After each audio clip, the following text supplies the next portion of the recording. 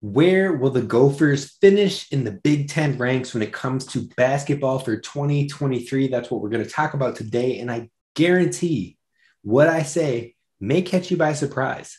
It may be higher than what you're thinking, or maybe it's lower, but it's a level set expectation time here at Locked On Gophers, and you need to hear it on today's show. Locked On Golden Gophers, your daily podcast on the Minnesota Golden Gophers, part of the Locked On Podcast Network, your team every day.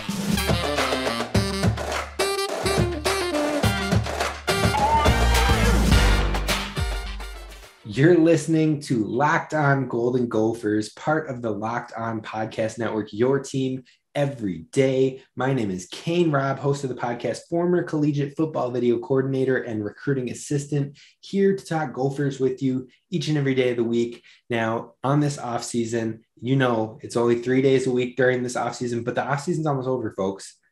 We've got this week and next week. That's it. Those are the last 2 weeks of 3 days shows a week. Then we're moving back to the Monday through Friday, every day of the week show with the Gophers on every sport you can think of, especially football, as we head into that season. This is the show where we always continue to row. So we're going to dive into a lot more football in the upcoming weeks. Today, we're talking basketball. Tomorrow, we're talking Tyson Chapman. But I just want to thank you for listening to the podcast. Be sure to follow, subscribe wherever you get your podcast. If you're a new listener, I thank you for taking the time, and we're going to make it a good one today. And if you're over on YouTube, hit subscribe and drop in the comments what you want to hear as we approach the football season. All right, folks, so we're going to go through the entire conference with rosters as currently constructed, how I believe the basketball Big Ten Conference will shake out if the rosters stay as currently constructed, no injuries, no more additions, or anything of the sort. We're going to start from the bottom at 14 and move our way up to number 1. And I may catch you by surprise with where the Gophers land. We'll find out, but it's not at 14. I can tell you that. Even though we finished at 13 last year, it's not 14 this year. We're not going backwards, folks. So at 14, for the 2022-23 season, we've got Maryland. Now, last year, Maryland finished in the 12th position in the conference with a 15-17 record and 7-13 conference record. Their key losses include Eric Ayala, Fats Russell, and Wahab, who all three contributed vastly and largely to that Maryland basketball program. On top of that, they have a new coach coming in from Seton Hall. They've lost a huge amount of their production last year, as I said, but key additions they're bringing in is Jameer Young, transfer coming from Charlotte. Now, he is a big add for them. He was a scoring machine over at Charlotte, and he will be a key contributor right away. Now, overall, they had the 45th small forward in the recruiting class, and they had 4 transfers total, 3 of which were point guards. So they did a lot to add and bolster the guard side of things heading into this next year, which is good because they lost Eric Ayala and Fats Russell, who both played a vast majority of those guard minutes. Now, main returners for this squad will be Hakeem Hart and Donta Scott, and how they step up and take that next step. Can they step into larger roles and more production? That's what we're going to be asking that question for a lot of these main returners that I bring up from the different programs. And those that do step up, you're going to find more success. Now, that means me putting them at 14, I don't think they can take large enough steps up to make this team competitive in the upcoming season. So with a new coach from Seton Hall, not much new talent coming in recruiting-wise, not knowing how the lower-level transfers are going to translate to the Big Ten, that'll leave Maryland at the bottom for me. They lost 3 of their top 5 scorers, including their number 1 and number 2 scoring threats this past season. So it's going to be a rough year for Maryland. It's a rebuilding time. A new coach, new system, and I wouldn't get your hopes up if you're a Maryland fan. Fan, folks. Words are hard, but we're going to keep moving through this. Next, at number 13, is it the Gophers again? No, it is Northwestern. Now, last year, Northwestern finished at the 11th spot, 15-16 overall record, 7-13 in the conference. Their key losses on the team include Pete Nance, Ryan Young, Elijah, and Greer. I mean, folks, the main thing I want to stress here is Pete Nance and Ryan Young. Not only is that a lot of their inside front court presence, minutes, point production, but Pete Nance, this team was built around Pete Nance. So the fact that he entered the transfer portal, went off to North Carolina, they're going to struggle. They're going to struggle. They have one transfer coming in from UTEP, and then they also have one true freshman, Luke Hunger, who is the 38th power forward in the nation. We'll see if he can step in right away, especially into those big shoes that Pete Nance leaves behind. Now, they do have Boo Buie and Chase Audigi both returning. Both guys can put the ball in the basket. They have great scoring contributions, take up a lot of the guard minutes, but that front court, folks, Pete Nance was huge on the scoring end and the defensive end for Northwestern, but Ryan Young was a great presence inside, at least at defending larger players in this Big Ten scrappy basketball conference. His losses, they're going to feel it. They're going to feel it. They don't have a lot of new bodies coming in. He was one of the only true centers on the roster, and they're going to feel the impact of those two losses especially. They should have a decent amount of experience coming back, but losing their main focal point of the offense and their main interior presence in the Big Ten, that's going to be tough. That is going to be tough to keep up, tough to compete, tough to win. So that's where I got Northwestern is at that 13th spot in the Big Ten. Moving on to number 12, it is none other than Nebraska. Now, this isn't hate. This is actually a boost up from last season where they finished 14th in the conference, the worst of the worst, 10-22 overall record with a 4-16 conference record. Their key losses are Bruce McGowan's, Trey McGowan's, Alonzo Verge, Kobe Webster, and Lat Mayan. All those guys played significant minutes. Key scorers in there. It's going to be tough for them, but they had some sneaky good transfers that entered, especially Sam Griesel from North Dakota State, averaging 14 points per game. They also brought in Blaze Keita, who played at a community college, but he put up 13 points per game. And then you have Emmanuel, I can't even say his last name. If I had to guess, it's Bandumel, and he averaged 11 points per game at SMU. Now, they're all taking a step up into a more difficult conference, but if you can score the rock, you can score the rock, folks. It usually translates, unless it's like you don't have the athleticism, you don't have the build, the competition can bully you, then it might not translate as much. But these guys, I think they'll translate, at least a couple of them, especially Sam Griesel. Dude can shoot it. Dude can score. I think he's going to be a great addition for the Cornhuskers. Now, they also have a middling recruiting class with 3 freshmen. The main returners will be Derek Walker, CJ Wilcher, and Kessie Tominaga.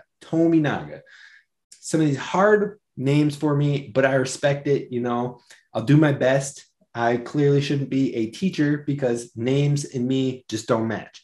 But overall, tons of key losses for the Cornhuskers, some big additions. I think that'll leave them likely in that bottom third of the conference, but I do think they maybe take a couple steps up and make a couple more wins that puts them in front of Northwestern and Maryland. Now, they have no high-level returners, but players you hope can take the next step with more minutes, and the transfers should be solid. So if those transfers can find success, leaving them slightly more improved, but still more at the bottom, that's where I have them coming into or finishing this 2022-23 season. Moving on to our number 11 school it's still not the Gophers, folks. It's not the Gophers. It is Penn State. Penn State finished 10th in the conference last year, 14-17 overall record, 7-13 in the conference. Key losses include Sam Sessoms and John Harrar. Those were big players for the Penn State Nittany Lions, but they've got some key additions. They've got some decent additions overall. Cam Winter, coming from Drexel, scored 16 points a game. Andrew Funk, coming from Bucknell, scored almost 18 points a game. And then Michael Henn, coming out of Denver, scored 8.8 points per game. So guys that at least two of those three guys were lighting it up at that still Division I level, but lower level. But these are guys that it doesn't scare you off. You know, lower level in basketball is different than lower level in football because the game can still translate. The speed is still the same for the most part. I mean, yes, the speed will pick up a little bit when you're more consistently playing the tougher competition, but Drexel and Bucknell are still playing high major schools. You're still competing towards a tournament run as a bid from your lower conference. So like, it's not like they've never seen that type of opponent before. So I expect these guys to still be productive and helpful. Cam Winter and Andrew Funk, I think they'll both step in and help Penn State. Now, they've got a solid recruiting class overall. 1 4-star in Keba. I can't even say his last name. I'm not trying it on that one. He's a 4-star guy, number 111 in the prospect of, or in the class of 2022. Then they've got 4 3-star guys, all in the hundreds ratings that can all contribute if they can find the speed and level of the game. So lots to work with in that freshman class, a 5-player class. So Penn State will be a group that is building and growing, but they also have some key guys overall on the squad, key vets that can help bear the load. Not only do you have those transfers that I brought up, but you also have main returners like Jalen Pickett, Seth Lundy, and Miles Dredd, who all played significant minutes last season. Overall, they have 3 key returners. The losses in Sessoms and Harrar will hurt, and it'll be big, but the additions may help counter those losses. I believe the team finishes in that same or very near the same range as last year as they continue to grow and develop. Now, before we move into our top 10 in the Big Ten Conference, I just want to give a shout out to Built Bar. Folks, it's time. If you haven't tried it yet, it is time. I mean, they're delicious. And from the people who invented healthy and tasty comes the latest gift to your taste buds. You've probably tried the coconut brownie chunk Built Bar, but guess what? Built has given the coconut brownie chunk puffs treatment. So now it is not only in the normal Built Bar, but also the Puffs Bar, which is the marshmallow product wrapped in 100% real chocolate. I mean, it's delicious. Coconut, rich, sweet brownie, creamy marshmallow. Stop fantasizing about it and get over to built.com and try it out. You can use promo code LOCKED15. That's LOCKED15 for 15% off your order at built.com. Again, that's LOCKED15 at built.com. Use it today. Use it the next time. Use it when you restock again. But it's time to head on over to built.com and use that promo code today. So we're talking basketball. We're talking Big Ten. We're talking where I believe teams will finish out if the rosters remain as currently constructed, no injuries, and just this is my best guess as we head towards this fall and winter sports season. Now, coming in at number 10, we've got Rutgers. They finished 6th last year, 18-14 record, 12-8 in the conference. Rutgers is good. Rutgers stepped up. Rutgers made the tournament and got bounced right away in the playing game, if I recall correctly. But the biggest thing that hurts Rutgers is Ron Harper Jr. and Geo Baker are both gone. They're not returning next year. They're no longer with the program. Rutgers is going to feel that. Absolutely. 1,000%. those are going to be big hits for the Rutgers basketball program. Now, they do have Paul McKay, they have Clifford Omarui, and they have Caleb McConnell all coming back. All three of those guys, very productive, very solid in their roles, contributed all year. Those are guys that are going to play big roles for Rutgers this upcoming season. And it's all about, their success will all be about how those three guys step up into larger roles. Honestly, even with those guys, I think that veteran presence is going to help. They have two freshmen that I don't think will contribute right away. They did bring in key transfer Cam Spencer from Loyola, Maryland, and he is a solid shooter. He can score. So he should be a nice, healthy contribution, but he's no Geo Baker. He's definitely not a Ron Harper Jr. Ron Harper Jr., big body, can shoot all over the floor, 3-point, mid-range, inside. Ron Harper Jr. is going to be a huge loss for this team. Honestly, Rutgers could finish higher than this 10th ranking that I have them, but it will take those vets taking big steps up from what they did last season, or a newer player stepping up and being a baller right away. But this program last year especially was built. The offense was 1,000% focused and built through and ran through Geo Baker and Ron Harper Jr., both of them leaving. They're going to feel it. It's going to be tough. There's going to be some growing pains, and that's why they come in at the 10th rank for me looking towards next year. Now, where we're going to with the number 9 ranking might catch you off guard. It might be surprising. It might be disrespectful, but I don't care. I'm telling you how I feel about these teams. I'm telling you the truth of what my gut tells me, looking at the additions, looking at the losses, looking at the returners and the situation overall. And number 9 is the Wisconsin Badgers. That's right. The conference champions of last year, I have them at number 9. I'm sorry. Sorry, I'm not sorry. They have huge losses. Johnny Davis, we all know how much of a baller he was. I'll give him his props. I wish him the best in the league. The summer league did not look good to you, Johnny Davis, and I apologize for that. But massive, major loss for the Badgers. But that's not it, because Brad Davison is also gone from the Badgers. Pesky dude, been a thorn in everybody's side over the last few years, from Maple Grove, Minnesota. But you can't take away what he did for the program, not only on the points production, not only on the defensive end, but as an energy guy, as a scrapper, as a guy that goes out there and fuels his team. That's what he did. He absolutely did that. So not only lose him, but to lose Johnny Davis, who is an all-country prospect, all-American level prospect. You're going to feel that. And then you lose true center Chris Vogt as well. That's tough. That's rough. Now, you brought in 2 transfers in Kamari McGee and Max Klesmet. Kamari McGee might be a decent add. He might be able to play a significant role in the Badgers team this year, but it'll be a role player. It will not be a player that is a focal point. So it's going to be tough. And then you talk about the recruiting class, who is a 1-player class, and Connor Essigan, who is the number 225 player in the country.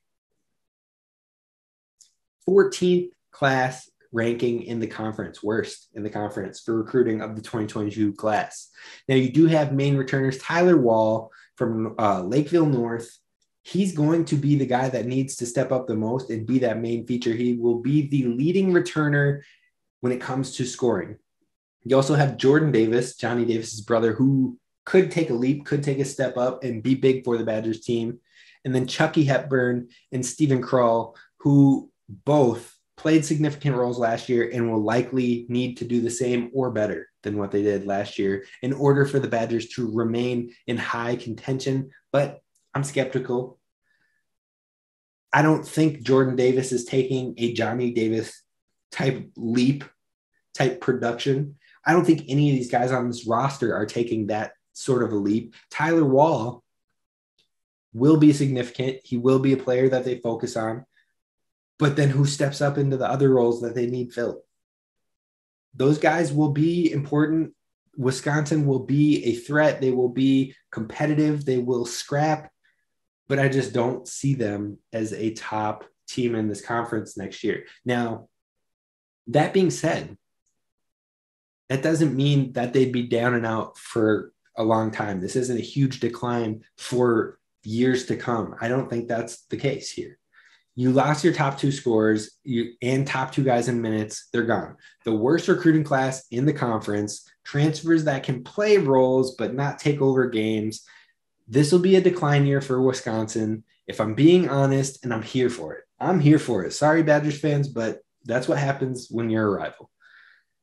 Their 23 recruiting class, though, I'll give them props. It's off to a good start, and it will likely help them bounce back. Chucky Hepburn's still young, has years left to play. I believe Steven Crowell has more than just 1 year left.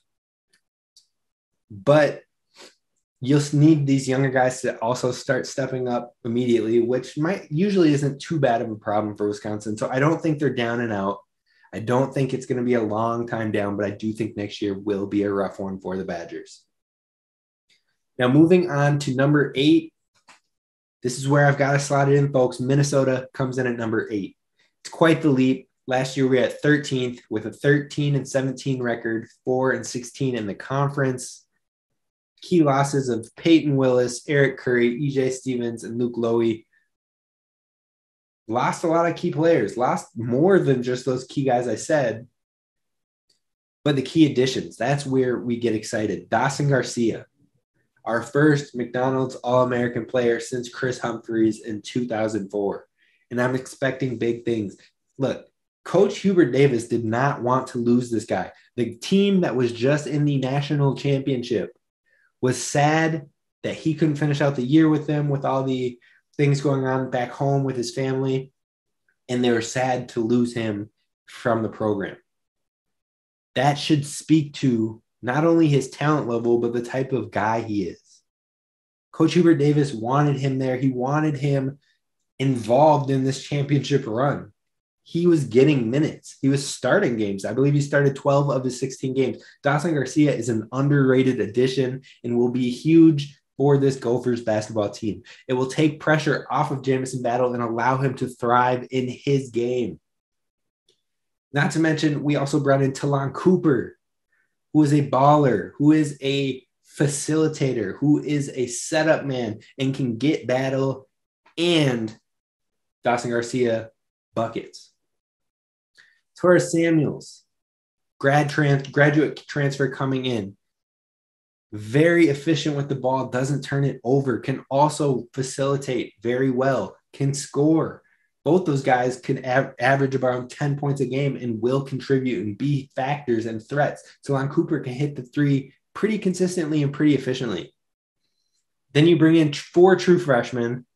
2 of those guys are in that 150 to 160 range overall recruits. Pharrell Payne is a stud. He is being hyped. Look, Ben Johnson doesn't come out here to hype folks up. He doesn't come out here to hype freshmen up, especially, and be like, oh yeah, freshmen are. No, Ben Johnson is a humble dude. He talks it and speaks it how it is. He tells people, look, we got to get bigger. We got to get stronger. He's not going to paint a rosy picture, but he says Pharrell Payne is ready to play in the Big Ten, and he's going to play this year a lot of minutes. Get excited. Get happy. Braden Carrington can shoot the lights out. He'll probably play a decent chunk of minutes. Jaden Henley is an athletic freak. We'll see how much run he gets this year, but it's promising. Josh Ola-Joseph, I think he's going to be a rock-solid player as time goes on. I don't think he'll contribute a lot this season, but I think he is going to be a rock-solid player for the program moving forward. But main returners, Jamison Battle, Isaiah Enan coming back from the injury. Those dudes are going to put in a ton of minutes. They're going to be defensive stalwarts, especially Enan. The Gophers is something to get excited about. Like I said, we're not going to be at the top of this conference right away, but folks, number 8, That's where I got us right now. And I think that's realistic. I think there's an opportunity for that to happen. Now, could we be lower? Could we go below Wisconsin? Yes. Could we go below Rutgers? Yes. Could we be around that 10 spot? Yes. But we also could push and maybe be at that 7 spot. I think that's a healthy range that we will be in and something to expect. So with the top scorer in the conference returning, or one of the top scorers in the conference returning, and you pair that with a McDonald's All-American who has shown they can score from all 3 levels at both Marquette and UNC, pair that with one of the best assist men in the country last year, and that leaves you with the foundations to improve significantly, making a 13-8 level jump. Now, how much will depend on the contributions from the freshmen and how much of a step Enan and Trayton Thompson can both make. So those freshmen stepping up, how much they can step up, and then those 2 guys making leaps, that will tell us how much and how successful we can be. But the Gophers come in at number 8. Looking at number 7, we have none other than Purdue. They take a tumble for me here. They were 3rd last year, 29-8 overall, 14-6 in the conference. But listen to the losses, folks. Jaden Ivey, Travion Williams, Isaiah Thompson, Sasha Stefanovic, Eric Hunter Jr. They lost some key players, huge minutes, gone, vacated. Now they have additions in the freshmen of Fletcher Lawyer, who was the 90th recruit in the nation, Camden Heide, who is the 128th recruit in the nation, and Braden Smith, who is the 193rd recruit in the nation. I think Purdue is going to try to get those guys involved early, especially Fletcher Lawyer.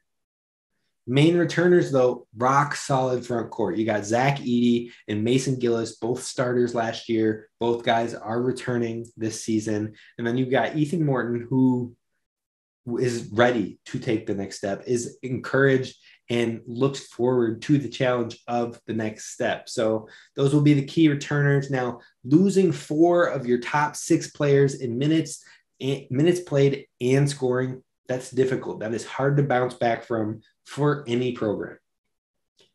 The only programs that successfully bounce back from those, usually without flaws, are guys or programs like Duke, Kentucky, that are bringing in 5 to 4-star guys. Those are the teams that can typically recover from something like that. But Purdue has a high-level recruiting class here. Not a bad one at all, but that's a lot of minutes and production you're losing with all those departures. I expect a big dip. I think the guard rotation is questionable. I think the front court is solid with Gillis and Edey. But honestly, it could be a bigger tumble than this, depending on the growing pains and how people contribute right away. It will depend on those freshman contributions right away. But they come in at number 7, the Purdue Boilermakers. Now, number 6 is none other than Michigan State. Last year, they finished 7th with a record of 23-13 and 11-9 in the conference. Key losses in Marcus Bingham, Max Christie, Gabe Brown, and Julius Marble. But huge additions with the freshmen. They bring in the number 54 and number 74 players in Jackson Kohler and Trey Holloman. Main returners, though, we've got Malik Hall, who is ready to break out, Tyson Walker, who is ready to take the next step. Then you've got guys like Joey Hauser and AJ Hoggard, who are both ready to contribute more. They bring back a lot of vets. They bring in some new top talent, both in the top 75 players, recruits, prospects in the nation for the class of 2022. A top coach, Tom Izzo, always keeps his team in contention. Yes, last year they were 7th, but they were 11-9 in the conference still, 23-13 overall. That's still a good season, 23-13. They had some close games that they lost. They could have easily been 26-10. So top coach, a lot of returning experience, 2 solid freshmen. It sounds like a Michigan State team that could be in the hunt. They've had a couple down seasons these past 2 years, lower than normal, but I imagine they'll be in the conversation. Now it's time to move on to our top 5. That's what we're going to talk about next. So, we only have 5 teams left. I want to thank you for listening to Locked On Golden Gophers, making it your number one stop for Gopher sports. We're getting ready to take on this college football season. I hope you're jacked. I'm jacked. I'm ready to roll. I'm ready to go. We're winning this Big Ten West. Drop in the comments on YouTube. Please just listen and drop in the comments what you would like us to talk about as we head into fall camp, as we head into the season, as we pick back up into those Monday through Friday shows starting in August. So give me that feedback, please. I would truly appreciate it. Let's move on to number 5 and our rankings of the Big Ten basketball teams moving forward and how I believe they'll finish. Number 5 is Illinois. Now, a lot of analysts, a lot of pundits out there are saying Illinois could be the number 1 team to win in the conference this year. I'm not with them. I think 5 is generous here. I think 4 is realistic. I don't see them as a top 3 unit this year. I just don't. They have the talent, but you're asking for a lot of things to go perfectly right away. I think that Kofi Coburn's contributions and what he brought to that Illinois program are undervalued. I think that Ayo Dosunmu, what he brought was undervalued, and that was 2 years ago. But losing both of those guys now, on top of you lose Kofi, you lose Alonzo, you lose Trent Frazier, you lose Jacob Gradison, you lose Andre Curbelo. They're losing a lot of minutes, a lot of production, a lot of the program. Yes, they were 23-10 with a 15-5 conference record, but that's a ton of losses. Now, yes, you bring in 3 rock star level talents in transfers, Dane Danger and Matthew Mayer from Baylor, and Terrence Shannon Jr. from Texas Tech. But Matthew Mayer and Terrence Shannon Jr. both averaged about 10 points for the Big 12 where they played. Now, Big 12 is a solid conference. Play solid competition. The champion from last year was the Big 12. Baylor was the number 1 seed last year. Got 2 guys coming from Baylor. But they're going to be expected to lead in heavily impact scoring on this Illinois program. They need to fill Kofi Coburn's shoes. That's tough for anybody. Dane Danger hasn't really played. He has the size, he has the build to be really good, especially in the Big Ten, but he has to prove it still. Now they have a rock star freshman class. Not going to lie there. They've got the number 30, number 48, number 67, and number 106 prospects in the class. That's 4 and 5-star guys across the board, 4 of them coming in. Sky Clark, probably going to start from the jump as the point guard. Rock star, 30th player in the class. Main returner coming back is Coleman Hawkins. He's probably the only main returner coming back. So you have so many new pieces filling the gaps as an Illinois program. Lost the most production across the board in the Big Ten. You're bringing in major impact players, but we haven't seen them produce at star levels. So I'm skeptical. I'm not going to oversell this team. I could be low, but this is where I'm at. Number 5 for Illinois. They have a solid recruiting class, but 89% of your offensive production is gone. It could be a struggle to mesh. It could be a struggle early. And I think that we are overselling how much these new guys will all come together and be contributing right away. And we are undervaluing what Kofi Coburn and a lot of those guys, Trent Frazier, Andre Curbelo, added to that program. Coming in at number 4, we have Iowa. Last year, they were 4th, so I've got them finishing in that same spot, 26-10, 12-8 in the conference. Key losses, Keegan Murray, definitely. Jordan Bohannon, definitely. And then Joe Toussaint. Jordan Bohannon was the most efficient three-point shooter in the conference last year, followed by Peyton Willis and Jameson Battle.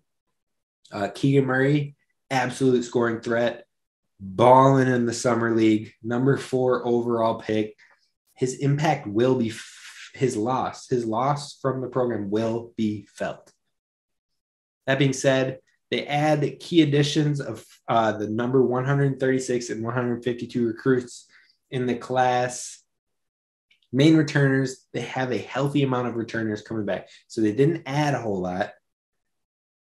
But Pat McCaffrey, Connor McCaffrey, Chris Murray, Tony Perkins, Rebecca, these guys are all coming back and they are looking to step up into bigger roles.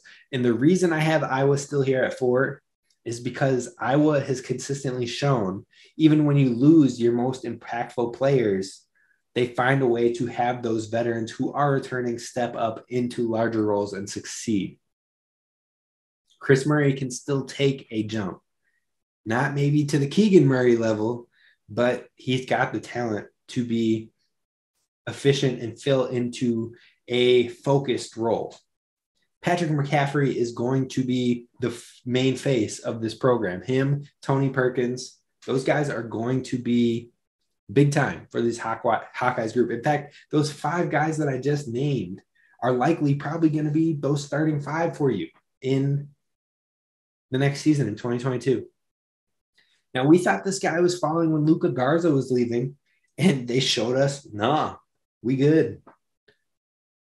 4th in the conference. Keegan Murray balled out.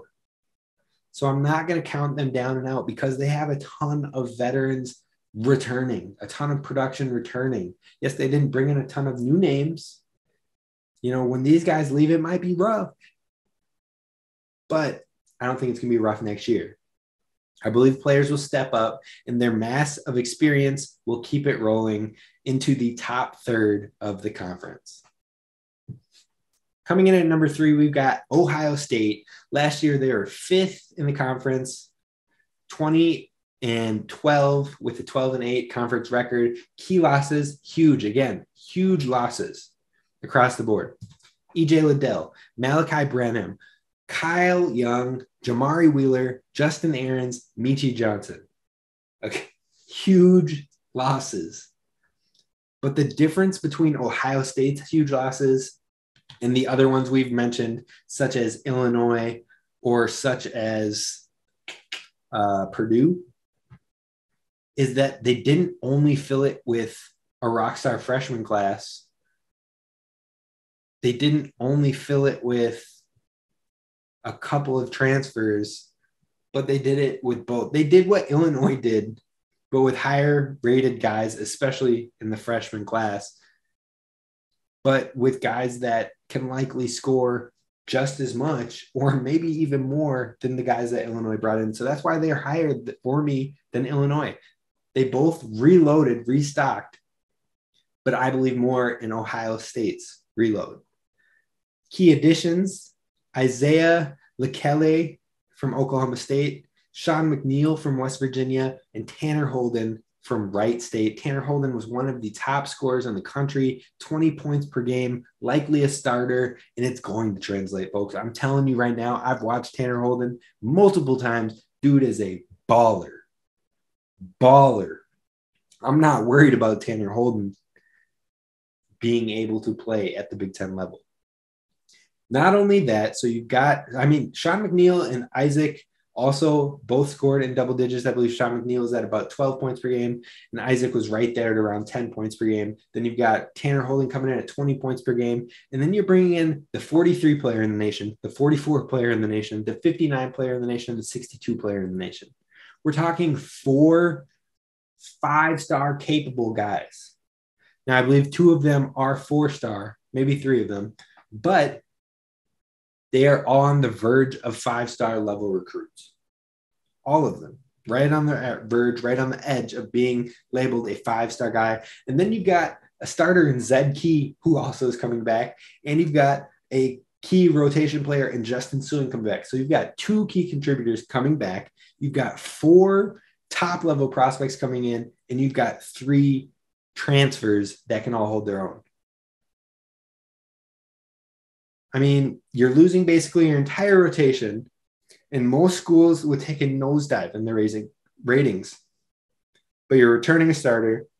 You're getting 3 impact transfers. You're bringing the number 1 recruiting class in the conference and the number 6 recruiting class in the entire nation in the way to punch yourself back into contention. So that's why I have more faith in Ohio State than Illinois. And I don't think Ohio State is getting enough love. I've seen a lot of rankings out there that have had Illinois easily in the top 3, sometimes the number 1, but Ohio State is consistently maybe down at 5, 6. That doesn't make sense to me. It doesn't at all. And I'm the opposite here. Ohio State at 3, Illinois at 5. But that leaves 2 schools left. Number 2 for me is Michigan. They finished 8th last year in the conference, 19-15, 11-9 in the conference overall. Key losses with Eli Brooks, Devontae Jones, Caleb Houston, Musa Diabate, and those last 2 were unexpected. They did not expect to lose both of those guys to the draft. Now, they did bring in 2 key transfers in Jalen Llewellyn and Joey Baker. I think both guys could contribute. Joey Baker held his own at Duke, especially not this past year, but the year before. He got good minutes then. He's a 3-point shooter. He can stroke the 3. And then Jalen Llewellyn, rock star point guard, 15.7 points per game at Princeton. Those guys will be nice additions. They will be very healthy additions. Then you bring in freshmen number 33, 39, 78, and 16 in the nation. That's the number 10 recruiting class in the nation. And then you've got perhaps the best returning player in the entire conference in Hunter Dickinson.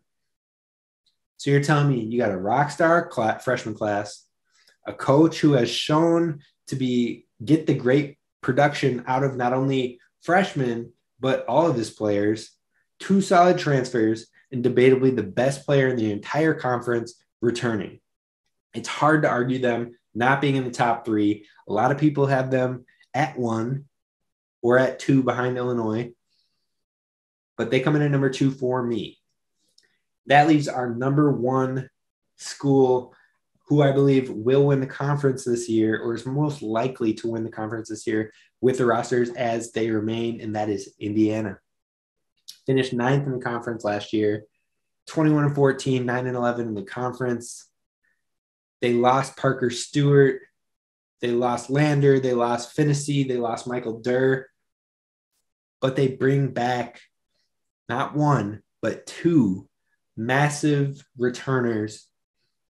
One of them could be right there in the argument with Hunter Dickinson. That we've made the case. We've made the case that Trace Jackson Davis, Hunter Dickinson, Jamison Battle, I believe could all be crowned as the best player in the conference, especially depending on how they finish out this year. Trace Jackson Davis is right up there in that conversation. They've got him coming back. They've got Race Thompson coming back. They've got Jordan Geronimo coming back and ready to make a massive leap. They've got Logan Duncombe, who was a 21 4-star guy who hasn't played yet. They've got 2 4-star guys from last year's class. They've got key additions in their freshmen it was the 2nd highest class in the Big Ten and 8th overall in the nation. Jalen Hood-Schifino, who is the number 22 player in the class. Malik Renault, who is the number 28 player in the class. Caleb Banks, 86 player in the class, and CJ Gunn, 172 player in the class. Again, the 8th overall highest rated class in the nation. And you pair that with Trace Jackson Davis and Race Thompson. Jordan Geronimo ready to break out. So that's 3 top returners. 1 is arguably the best in the Big Ten. 2 other rock-solid starters. A pair of 5-star guys. 2 4-stars and a 3-star from this year's class, on top of growth from 2 2021 4-star guys. That's a whole lot of talent across the board ready to take over the conference. Shooting is the only question mark here. Defense and interior scoring will be one of the best in the nation when it comes to Indiana. The biggest thing is 3-point shooting, and that might be the downfall for them, especially as we look towards the tournament, is if they get outshot and just outran from the 3-point line. That will be their biggest worry. But I think Indiana is the strongest roster coming in. I think they'll finish number 1 in the conference, and that's where we're at. So I'll wrap it up rereading through what the order is, and then we're going to wrap this show up. Number 1, Indiana. Number 2, Michigan. Number 3, Ohio State. Number 4, Iowa. Number 5, Illinois. Number 6, Michigan State. Number 7, Purdue. Number 8, Minnesota. Number 9, Wisconsin. Number 10, Rutgers. Number 11, Penn State. Number 12, Nebraska. Number 13, Northwestern. And finishing in the worst at number 14 is Maryland. I hope you enjoyed the show. I look forward to the basketball season, but I look even more forward to the football season that is rapidly approaching. So be sure to subscribe down below on YouTube and follow wherever you get your podcast at Locked On Golden Gophers. This is Kane Rob signing off. I appreciate you, and see you tomorrow.